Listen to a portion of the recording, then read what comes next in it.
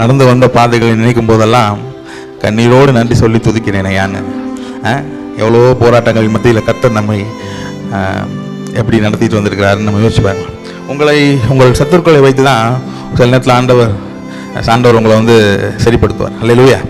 அது உங்கள் ஃபேமிலியாக இருக்கலாம், இல்லை உங்கள் ஹஸ்பண்டாக இருக்கலாம், இல்லை உங்களுக்கு நெருங்கியவங்களாக இருக்கலாம், இல்லை அவுட் ஆஃப் த ஃபேமிலியாக இருக்கலாம், உங்கள் ஃபேமிலிக்கு வெளியில் உள்ளவங்களாக இருக்கலாம்.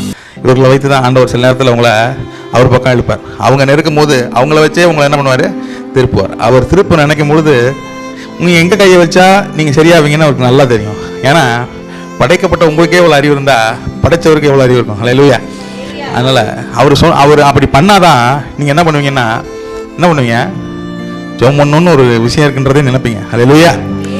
அந்த மாதிரி நெருக்கப்பட்டாதான் பைபிளை திறந்து வாசிக்கணுன்ற எண்ணமே நம்மளுக்கு வரும். அல்லேலூயா. அன்னாளை அவள் சக்கரத்தை அந்த வார்த்தையை சொல்லணும்னா அன்னாள் போய் அந்த ஆலயத்தில் அழுது கண்ணீர் உங்களுக்கு அழுது புரண்டு அழுதுக்க மாட்டான். அல்லேலூயா. அவருக்கு ஒரே ஒரு எண்ணம் தான், அவரோட ஒரு அல்டிமேட் கோல் ஒன்று தான், நீங்கள் அவரோட கிட்டி சேர வேண்டும், அவரோடு இருக்கணும், அவரோட க்ளோஸாக இருக்கணும், அவரை நீங்கள் வந்து பிடிச்சிக்கணும், அவரோட எப்பொழுதும் பேசிகிட்டே இருக்கணும்னு அவர் ரொம்ப விரும்புகிறார். அல்லேலூயா. கர்த்தர் இன்னும் மேன்மைகளை கொடுப்பார். அவர் இந்த சில டார்ச்சர்லாம் கொடுக்குற மாதிரி தான் தெரியும், ஆனால் அது வந்து ஒரு மேன்மையாக இருக்கும். அவர் தான் நம்மளுக்கு அடைக்கலமாக இன்னைக்கு வரை இருந்திருக்கிறார்.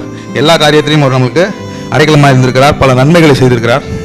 இப்பொழுது நம்மளை எப்படி உட்கார வச்சிருக்கிறார், கெத்தாக உட்கார வச்சிருக்கார். அல்லேலூயா. கெத்தாக உட்கார வச்சிருக்காரு. நல்லா சத்தமாக சொல்லுங்களேன், என்னை கெத்தாக உட்கார வச்சிருக்காரு.